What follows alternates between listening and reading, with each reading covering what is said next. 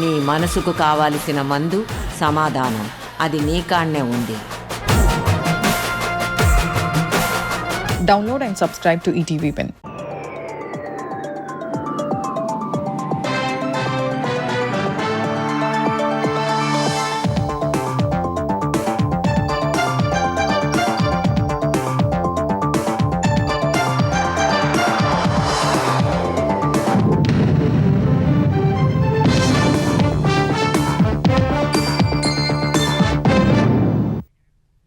నమస్కారం, ఈటీవీ న్యూస్కు స్వాగతం. ముందుగా ముఖ్యాంశాలు. ఏపీలో ఉనికిలోకి వచ్చిన పోలవరం, మార్కాపురం జిల్లాలు. బాధ్యతలు చేపట్టిన కలెక్టర్లు, అమల్లోకి వచ్చిన 5 రెవెన్యూ డివిజన్లు.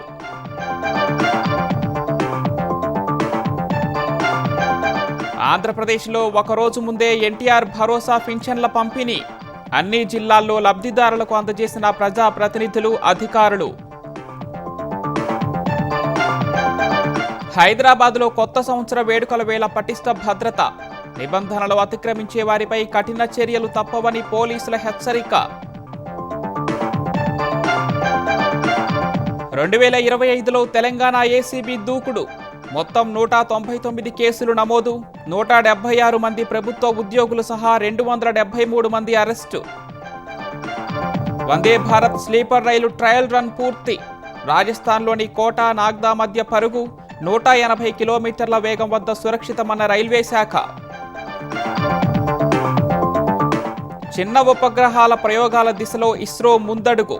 స్మాల్ శాటిలైట్ లాంచ్ వెహికల్ను విజయవంతంగా పరీక్షించిన శాస్త్రవేత్తలు. రికార్డు స్థాయిలో పతనమవుతున్న ఇరాన్ కరెన్సీ. ధరల పెరుగుదలపై దేశవ్యాప్తంగా మిన్నంటిన ఆందోళనలు. రోడ్లెక్కిన విద్యార్థులు.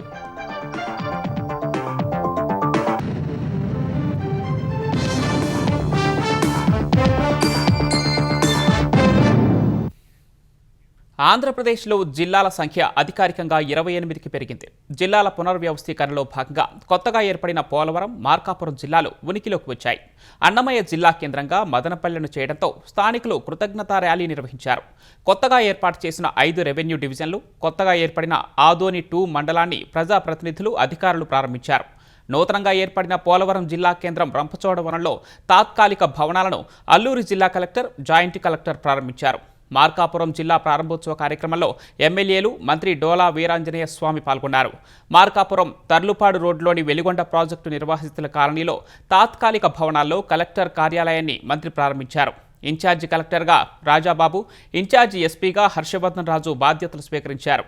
ఇచ్చిన మాట ప్రకారం జిల్లాను ఏర్పాటు చేసినందుకు చంద్రబాబుకు ప్రజాప్రతినిధులు ధన్యవాదాలు తెలిపారు. నేను ఒకటే మీ అందరికీ కూడా ప్రజలకు కూడా తెలియజేశాను, ఎవరైతే చేశారో వాళ్ళకి మీ ఆశీస్సులు ఇవ్వండి. మేము మార్కాపురం జిల్లా ఇస్తామని మేము చెప్పిన తర్వాత ఈ ప్రాంతంలో ఒక ఎమ్మెల్యే వాళ్ళు గెలిచిన వ్యక్తి అసెంబ్లీకి రాను, బయట కూర్చొని మాట్లాడతారు. స్థాయి ఏంటో నాకు అర్థం కాదు. ఈరోజు జిల్లా వచ్చింది, వాళ్ళు ఒక్కళ్ళు స్వాగతించడానికి కనీసం చెప్పలా. ఈ ప్రాంత అభివృద్ధికి మా ఎన్డీఏ ప్రభుత్వం కట్టుబడింది. 2 years లోపల మార్కాపురం మెడికల్ కాలేజీని మేము ప్రారంభిస్తామని చెప్పి నేను చెప్తా ఉన్నాం. నా జన్మ ధన్యమైపోయింది. మా పెద్ద ఆయన చంద్రబాబు నాయుడు గారు నాకు ఇచ్చినటువంటి ఈ యొక్క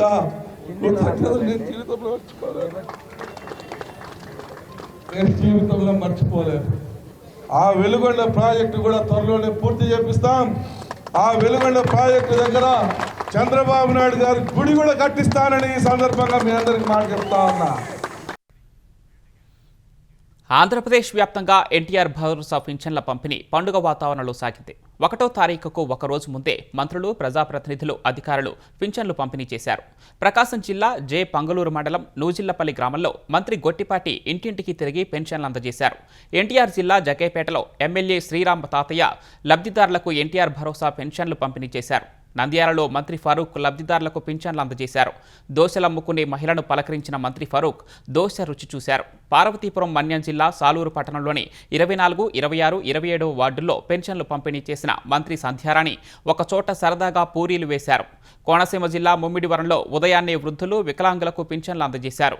నెల్లూరు 54వ డివిజన్ భగత్ సింగ్ కాలనీలో మంత్రి నారాయణ పింఛన్లు పంపిణీ చేశారు. కడప జిల్లా వేంపల్లె మండలంలోని అమ్మగారిపల్లెలో కూటమి నేతలు ఇంటింటికి వెళ్లి పింఛన్ల పంపిణీ చేశారు.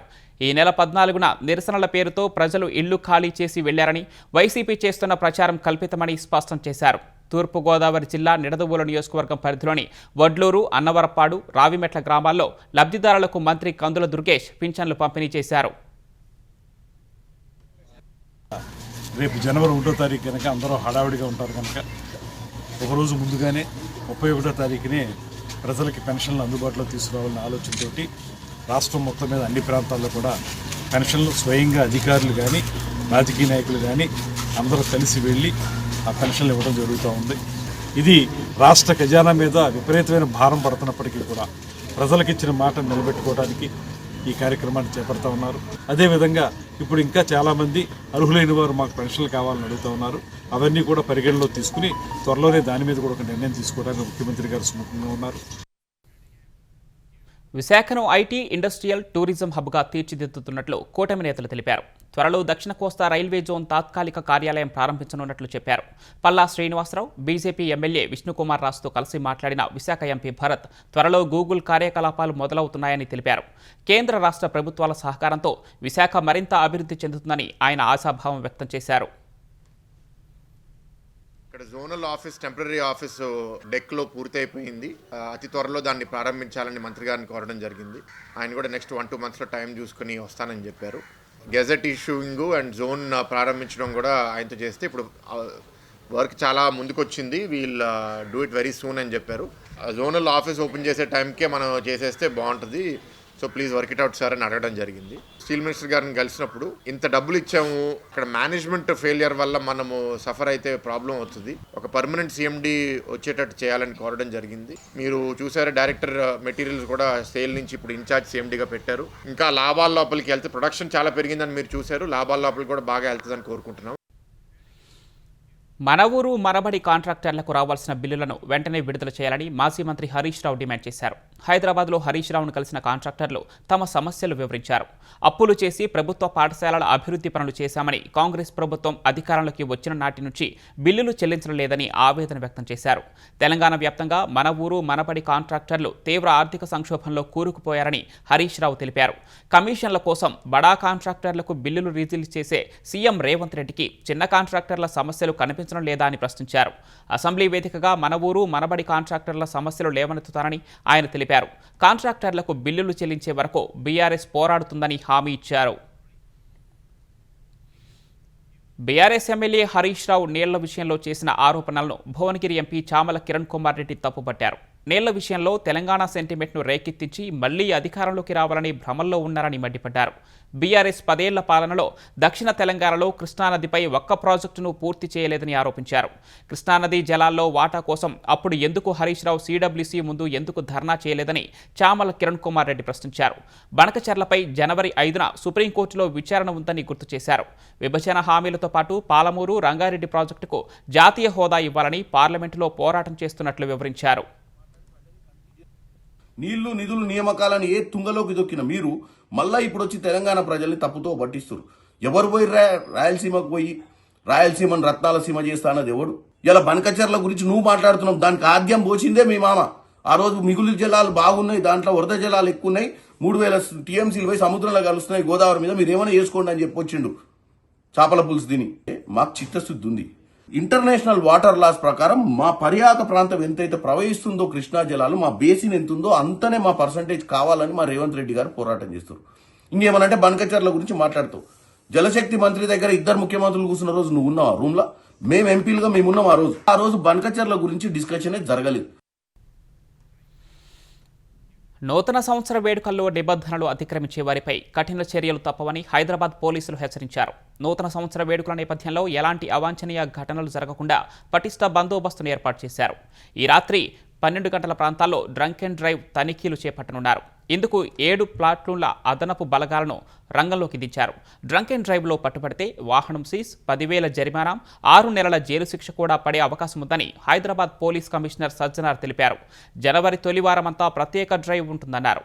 పార్టీలకు వెళ్లేవారు ముందుగానే డ్రైవ్ను ఏర్పాటు చేసుకోవాలని సూచించారు. ర్యాష్ డ్రైవింగ్, బహిరంగ ప్రదేశాల్లో న్యూసెన్స్, ట్రిపుల్ రైడింగ్ చేస్తే కఠిన చర్యలు తప్పవని సజ్జనార్ తెలిపారు. శబ్ద కాలుష్య నిబంధనలు ఖచ్చితంగా పాటించాలని ఆదేశించారు. గంజాయి, డ్రగ్స్ వినియోగం జరిగిన, అశ్లీల నృత్యాలకు తావిచ్చిన యాజమాన్యాలపై క్రిమినల్ కేసులు నమోదు చేస్తామన్నారు. NTR Marg, necklace road, tank bund తదితర ప్రాంతాల్లో రాత్రి 11 నుంచి తెల్లవారుజామున 2 గంటల వరకు వాహనాల అనుమతిని నిషేధించారు. డెలివరీ యాప్లలో 10 నిమిషాల ఫాస్ట్ డెలివరీ ఆప్షన్ను తొలగించాలని, పాత పేఅవుట్ విధానాన్ని పునరుద్ధరించాలంటూ గిగ్ వర్కర్లు ఇవాళ దేశవ్యాప్త ఆందోళనలు చేపట్టారు. ఫాస్ట్ డెలివరీ మోడల్ కార్మికులపై అసురక్షిత ఒత్తిడిని పెంచుతోందని, ఇంత చేసినప్పటికీ చెల్లింపు వ్యవస్థల్లో మార్పుల వల్ల ఆదాయాలు తగ్గాయని ఆందోళన వ్యక్తం చేస్తున్నారు. దసరా, దీపావళి, బక్రీద్ వంటి పండుగల సమయంలో సరసమైన చెల్లింపులు చేసేవారని, ఆ వ్యవస్థను మళ్లీ అమలు చేయాలని గిగ్ వర్కర్ల సంఘం డిమాండ్ చేస్తోంది. సరైన ఫిర్యాదుల పరిష్కార యంత్రాంగం, సామాజిక భద్రతా ప్రయోజనాలు కావాలని స్విగ్గీ, జొమాటో వంటి అగ్రిగేటర్లకు విజ్ఞప్తి చేసింది.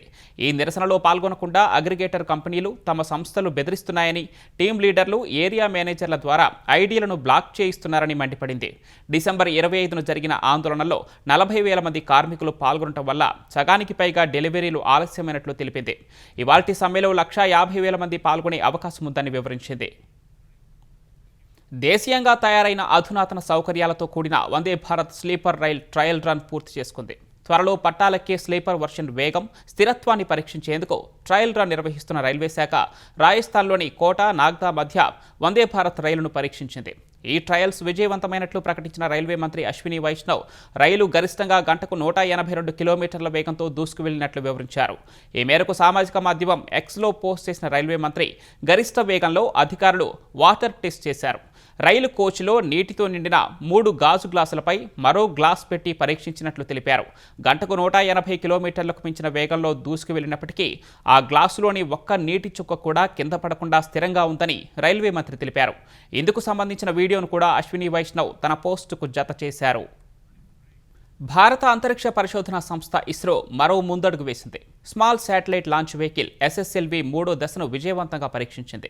శ్రీహరికోటలోని సతీష్ ధావన్ స్పేస్ సెంటర్లోని సాలిడ్ మోటార్ స్టాటిక్ టెస్ట్ కేంద్రంలో ఈ ప్రయోగాన్ని విజయవంతంగా పూర్తి చేసినట్లు ఇస్రో తెలిపింది.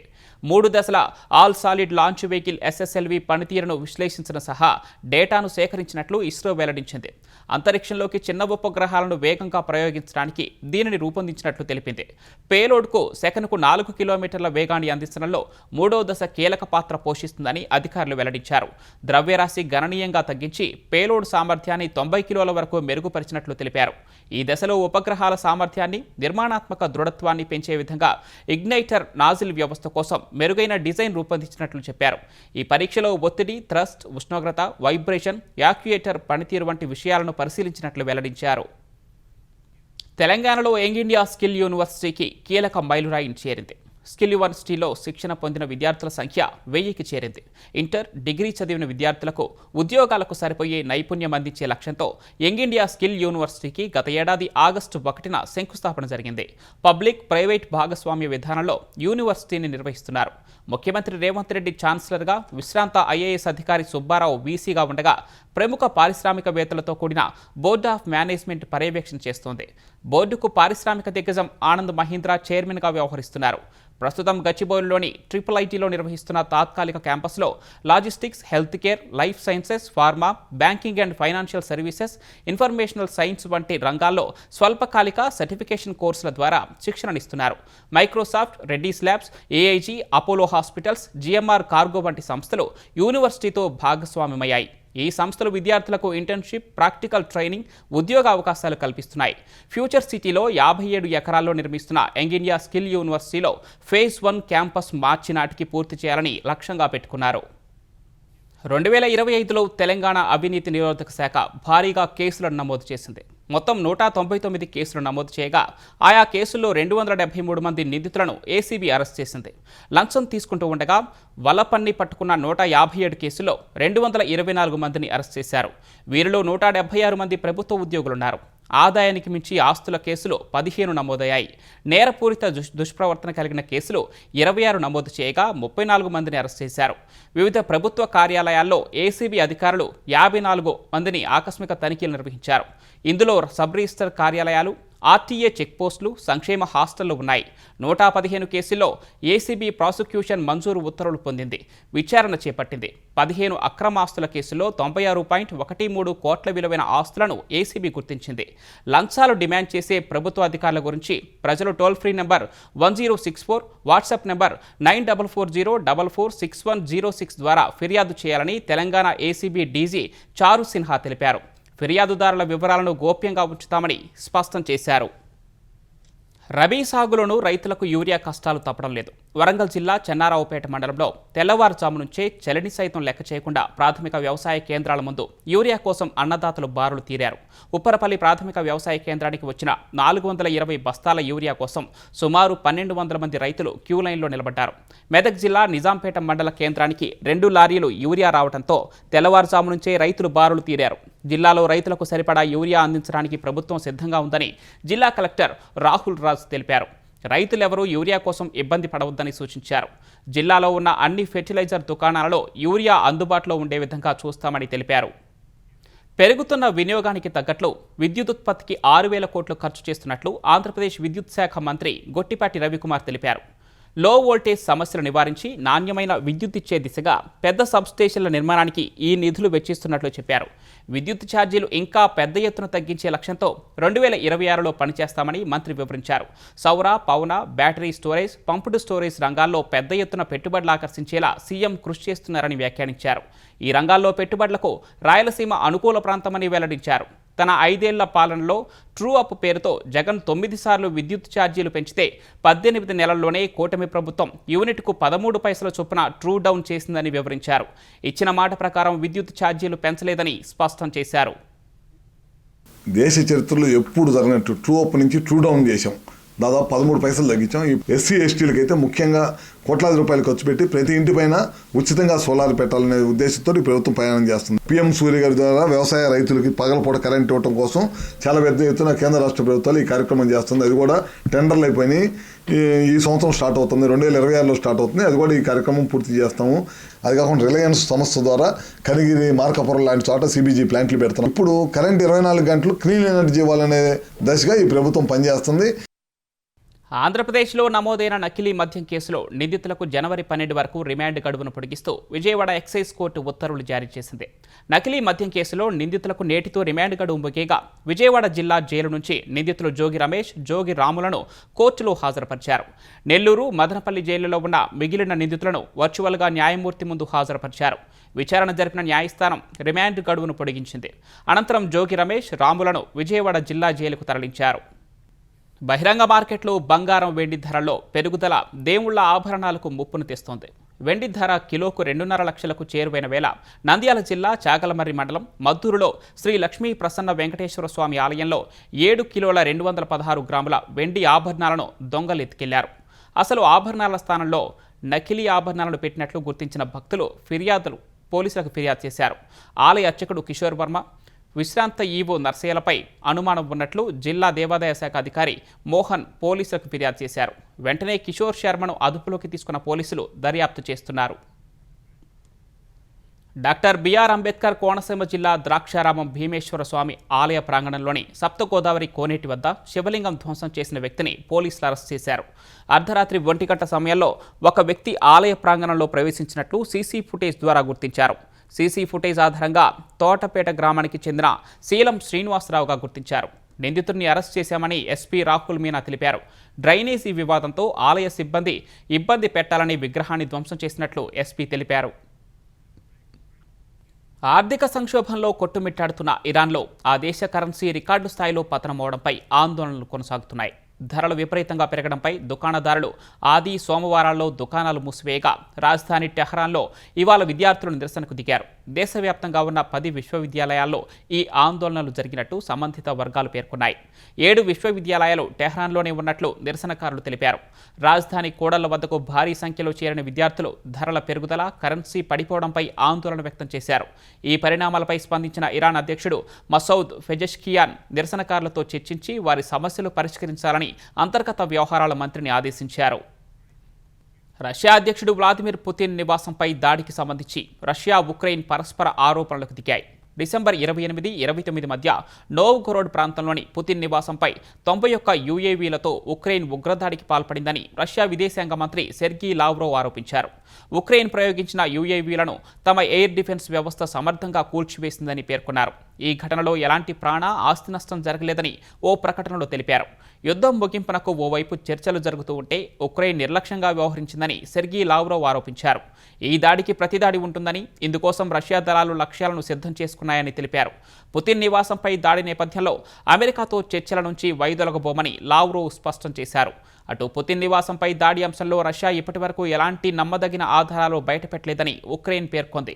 దాడి జరగనందునే రష్యా ఎలాంటి ఆధారాలు బహిర్గతం చేయలేదని వెల్లడించింది. ఈ తరహా తప్పుడు ఆరోపణలు చేయడం రష్యాకు కొత్తేమీ కాదని, ఇది వారి వ్యూహంలో భాగమేనని ఉక్రెయిన్ ఆరోపించింది. బంగ్లాదేశ్లో విద్యార్థి నేత హాదీ హత్య కేసులో ఆరోపణలు ఎదుర్కొంటున్న ఫైసల్ కరీం కీలక విషయాలను వెల్లడించారు.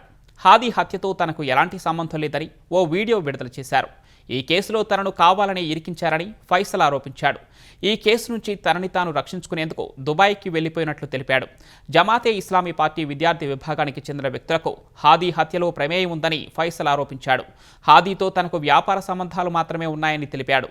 ప్రభుత్వ కాంట్రాక్టర్లు దక్కించుకోవడం కోసం హాదీ రాజకీయ కార్యకలాపాలకు తాను విరాళాలు ఇచ్చినట్లు పేర్కొన్నాడు. హాదీ హత్య కేసులో ఫైసల్ కరీం, అలంగీర్ షేక్లను బంగ్లాదేశ్ పోలీసులు అనుమానితులుగా గుర్తించారు. డిసెంబర్ 12న హాదీపై దాడి తర్వాత నిందితులు దేశం విడిచి పారిపోయారని తెలిపారు. నిందితులు ప్రస్తుతం భారత్లో ఉన్నారని ఇటీవల ఢాకా మెట్రోపాలిటన్ పోలీసులు పేర్కొన్నారు. ఈ ఆరోపణలను భారత భద్రతాధికారులు ఖండించారు. చైనా దిగుమతులను అడ్డుకునేందుకు కేంద్రం కీలక నిర్ణయం తీసుకుంది. దేశంలోకి దిగుమతయ్యే కొన్ని రకాల స్టీల్ ఉత్పత్తులపై 3 ఏళ్లు సుంకాలు వసూలు చేయాలని కేంద్ర ఆర్థిక శాఖ నోటిఫికేషన్ జారీ చేసింది. తొలి ఏడాది 12%, రెండో ఏడాదిలో 11.5%, మూడో ఏడాదిలో 11% సుంకం వసూలు చేయనున్నట్లు స్పష్టం చేసింది. ప్రపంచంలో అతిపెద్ద ఉక్కు ఉత్పత్తుల్లో భారత్ 2వ స్థానంలో ఉండగా చైనా నుంచి తక్కువ ధరలకే ఉక్కు వస్తున్నందుకు సమస్యలు తలెత్తుతున్నాయి. దేశీయ ఉక్కు తయారీదారులపై ప్రతికూల ప్రభావం పడుతోందని director general of trade remedies ఇటీవల తెలిపింది. 3 ఏళ్లు సుంకాలు విధించాలని కేంద్రానికి సిఫార్సు చేయగా చైనా, నేపాల్, వియత్నాం వంటి దేశాల నుంచి వచ్చే ఉక్కు ఉత్పత్తులపై కేంద్రం సుంకాలు విధించింది. స్టెయిన్లెస్ స్టీల్ వంటి ప్రత్యేక ఉక్కు ఉత్పత్తులకు కూడా సుంకాలు వర్తిస్తాయి. కొన్ని అభివృద్ధి చెందుతున్న దేశాల దిగుమతులకు మాత్రం టారిఫ్ల నుంచి భారత్ ఉపశమనం కల్పించింది. దట్టమైన పొగమంచు కారణంగా దేశ రాజధాని ఢిల్లీలో విమాన రాకపోకలకు తీవ్ర అంతరాయం ఏర్పడింది. దృశ్యమానత దాదాపు 0 మీటర్లకు పడిపోగా ఇవాళ 148 విమానాలు రద్దయినట్లు ఢిల్లీ విమానాశ్రయ వర్గాలు తెలిపాయి. మరో 150కి పైగా విమాన సర్వీసులు ఆలస్యంగా నడుస్తున్నట్లు వెల్లడించాయి. కొన్నింటిని దారి మళ్లించామని పేర్కొన్నాయి. అన్ని టెర్మినల్స్లో ప్రయాణికులకు తమ సిబ్బంది అందుబాటులో ఉన్నారని వివరించాయి. ఉత్తరాదిన మొత్తం మంచు ఎక్కువగా కురుస్తున్నందున విమాన రాకపోకలకు అంతరాయం ఏర్పడుతోందని పౌర విమానయాన శాఖ సామాజిక మాధ్యమం ఎక్స్లో వెల్లడించింది. ప్రయాణికులకు విమానయాన సంస్థలు ఎప్పటికప్పుడు సమాచారాన్ని ఇవ్వాలని, రీబుకింగ్, రీఫండ్, బ్యాగేజీ సౌకర్యాలు కల్పించాలని తెలిపింది. పొగమంచు కారణంగా ఢిల్లీ నుంచి రావాల్సిన అనేక రైళ్లు రద్దు చేసినట్లు రైల్వే అధికారులు వెల్లడించారు. ఉత్తరాఖండ్ చమోలి జిల్లాలో ఒక లోకో రైలు గూడ్స్ రైలును ఢీకొన్న ఘటనలో 88 మందికి పైగానే గాయపడ్డారు. విష్ణుగఢ్, పిపల్కోటి జల విద్యుత్ ప్రాజెక్టు సొరంగంలో కార్యకలాపాలు సాగుతున్న సమయంలో ఈ ప్రమాదం జరిగింది. ఈ సమయానికి రైల్లో 109 మంది కార్మికులు ఉన్నారు. వెంటనే సహాయక చర్యలు చేపట్టిన సహాయ సిబ్బంది రైలులో చిక్కుకున్న వారందరినీ సురక్షితంగా బయటకు తరలించారు.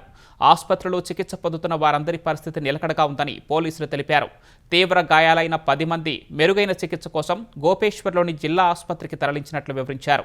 హేలాంగ్, పిపల్కోటి మధ్య అలకనంద నదిపై 444 మెగావాట్ల జల విద్యుత్ ప్రాజెక్టును నిర్మిస్తూ ఉండగా అందుకు సంబంధించిన సామాగ్రి, కార్మికులను తరలిస్తున్న రైళ్లు ఢీకొన్నాయి.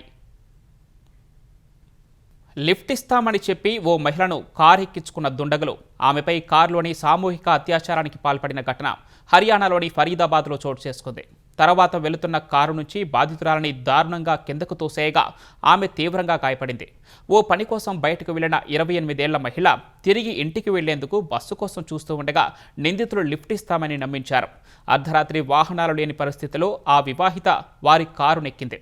తర్వాత కారు తాను వెళ్లాల్సిన గురుగావ్ వైపు కాకుండా మరో మార్గంలో వెళ్లటాన్ని ఆమె గుర్తించారు. వెంటనే కారులోని వారిని నిలదీశారు. ఈ పరిణామంతో బాధితురాలపై దాడి చేసిన నిందితులు సామూహిక అత్యాచారానికి పాల్పడ్డారు. రాజా చౌక్ ప్రాంతంలో తెల్లవారుజామున 3 గంటల సమయంలో వెళ్తున్న కారులో నుంచి ఆమెను కిందకు తోసేసి వెళ్లిపోయారు. ఇది గమనించిన స్థానిక యువతి పోలీసులకు ఫిర్యాదు చేయగా వారు వచ్చి బాధితురాలని ఆసుపత్రికి తరలించారు. బాధితురాలి తలకు 20 కుట్లు వేసినట్లు వైద్యులు తెలిపారు. ఈ కేసులో 2 నిందితులను అరెస్ట్ చేసిన పోలీసులు కారును జప్తు చేశారు. ఈటీవీ న్యూస్ సమాప్తం. నమస్కారం.